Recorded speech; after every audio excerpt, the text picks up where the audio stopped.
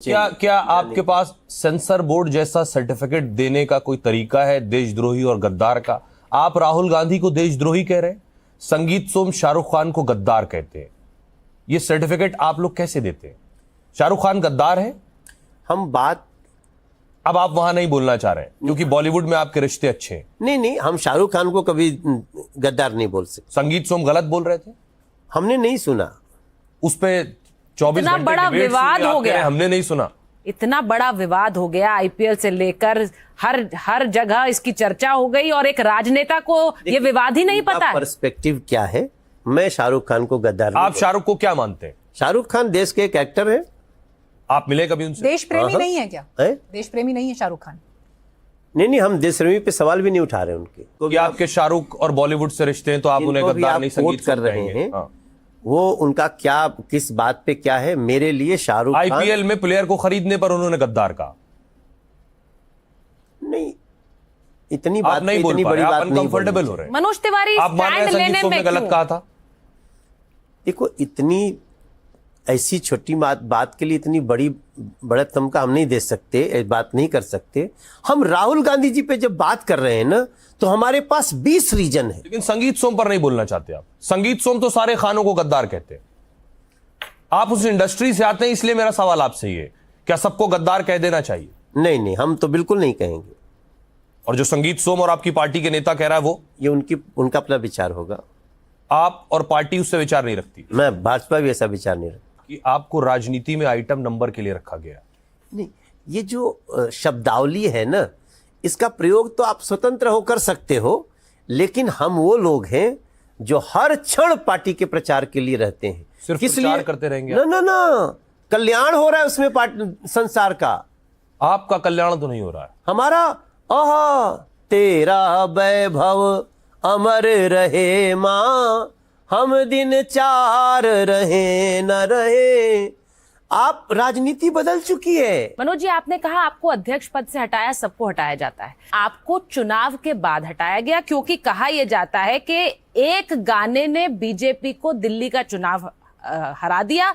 Baby beer पीके वाला गाना हर जगह अरविंद केजरीवाल ने इस्तेमाल किया। जब भी 2020 के चुनाव में मनोज तिवारी का नाम आया, अरविंद केजरीवाल ने कहा ये वही हैं जो बेबी को बियर पिलाते हैं। देखिए, मैं जब अध्यक्ष था ना, तो हमको 40% वोट आया था, जबकि उसके पहले भारतीय जनता पार्टी को दिल्ली में 33% से ज्यादा वोट नहीं आया।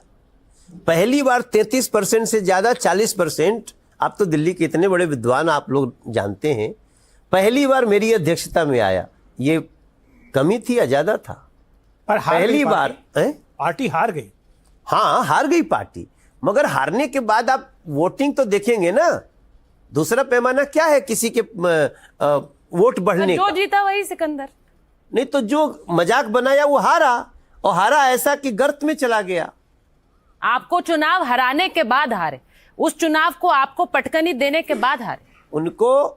उनका जो जड़ था वो भ्रष्टाचार और लूट का जड़ था, उसको उखाड़ने में थोड़ा टाइम लगा। पर अब तो कोर्ट का फैसला आ गया है मनोज जी। कोर्ट ने तो उनको बरी कर दिया है। वो तो कह रहे कि हमें राजनीतिक तौर पर निशाना बनाया गया था। वो बोल रहे कि आज चुनाव करा लीजिए, आपको पता लग जाएगा, दूध का दूध पानी का पानी हो जाएगा। चुनाव आ रहा है ना पंजाब में, पता चल जाएगा दूध का दूध पानी का पानी, शराब का शराब।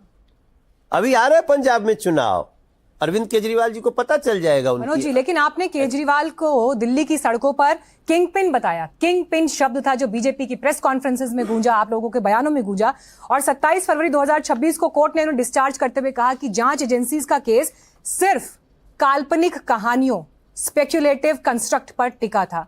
क्या आज आप दिल्ली की जनता से इस बात के लिए माफी मांगेंगे कि आप लोगों ने एक चुनी हुई सरकार के मुख्यमंत्री को बिना सबूतों के जेल में डालकर दिल्ली का विकास ठप कर दिया?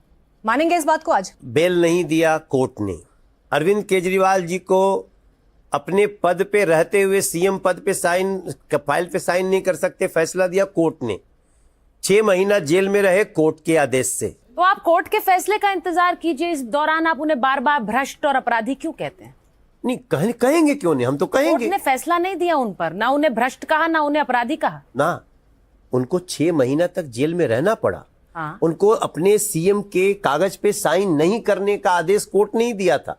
हमने बीजेपी का आदेश नहीं था। बीजेपी के भी कई नेता होंगे जो कोर्ट केस फेस करके लेकिन अपराधी नहीं घोषित हुए, तो आप क्या सबको अपराधी कहने लगेंगे, देखिए, भ्रष्ट कहने लगेंगे? हाँ, मैं इसलिए कहूंगा कि मेरी माताएं रो रही हैं। हम इसलिए कहेंगे कि हमारे शहर के तमाम जो बच्चे छोटी छोटी उम्र के बच्चों को शराब पिलाने की कोशिश किया, ये इसलिए मैं जरूरी तो बात है बोलूंगा सर, उनको। लेकिन कोर्ट भावनाओं पर नहीं चलता, कोर्ट तथ्यों पर, सबूत पे चलता है। आपने अभी थोड़े दिन पहले बयान दिया कि 8 महीने सरकार को समय दे दीजिए, 2 साल का समय तो कम से कम दीजिए। मैंने कहा है 2 साल बाद आप ये गारंटी दे रहे हैं कि एक साफ यमुना दिल्ली देखेगी? 3 साल बाद, हाँ। साल भर तो हो गया है, 2 साल बाद, 3 साल बाद आपको जमुना जी में वो स्थिति देखने को मिलेगी जिस पे आपको गर्व आपने होगा कहा- और आप खुद जा करके वहां एक बार खड़े होकर दर्शन करेंगे। आपने कहा केजरीवाल यमुना का पानी पीकर दिखाएं। आज आप पी सकते हैं पानी? आज नहीं पी सकते, लेकिन 2 साल बाद पिएंगे। अभी पीने लायक नहीं है।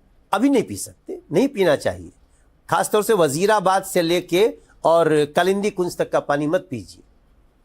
ऑन कैमरा आप कह रहे हैं कि 2 साल बाद यमुना पानी पीने लायक हो जाएगी। जी, आज से 2 साल बाद और हम जो यमुना झाग- जी के पानी को पीने लायक बनाएंगे और आप सबके साथ हम पिएंगे। जो झाग पहले दिखता था मनोज जी, वो झाग आज भी दिख रहा है। कालिंदी कुंज पे झाग अभी दिखेगा, अगले 1 साल तक और दिखेगा, लेकिन 1 साल बाद झाग दिखना बंद हो जाएगा। मेरे 2 सवाल आपसे बिहार से हैं। सर, आप उद्धव ठाकरे के साथ भी महाराष्ट्र में सरकार में रहे।